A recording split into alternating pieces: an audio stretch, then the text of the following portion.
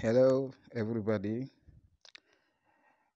I am very fine, and I think you are very fine also. I'm very happy to meet you today, and I want to give you a secret.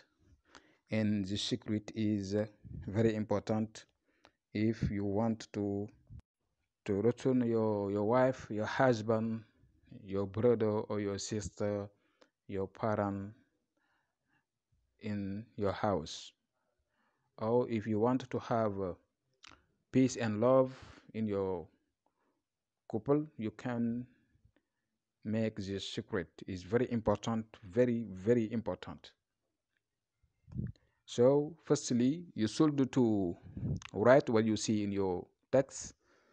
You are going to write kun bismillah rahman rahim Allahumma salli ala sayyidina Muhammad wa ala alihi wa sahbihi wa sallama tasliman.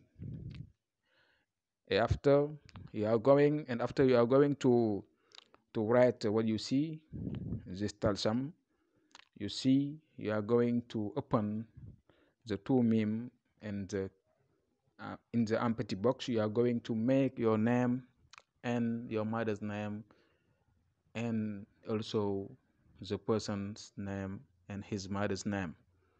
Your name, your mother's name, his name, his mother's name, all.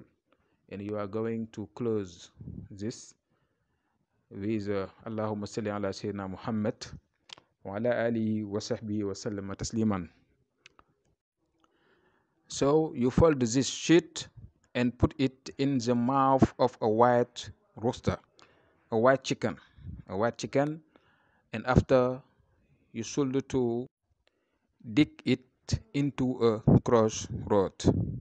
Inshallah ta'ala, you are going to have what you want to this person, inshallah.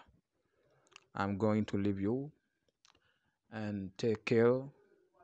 I will meet you tomorrow, inshallah.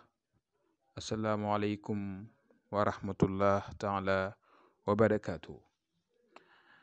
And every night you should to do this zikr, subhanallah walhamdulillah wa la ilaha illallah wallahu akbar, and also Allahumma salli ala sayyidina Muhammad rafi'u darajat wudud 1100, and also you can to recite the Surat Al-Fatiha for 20 times every day.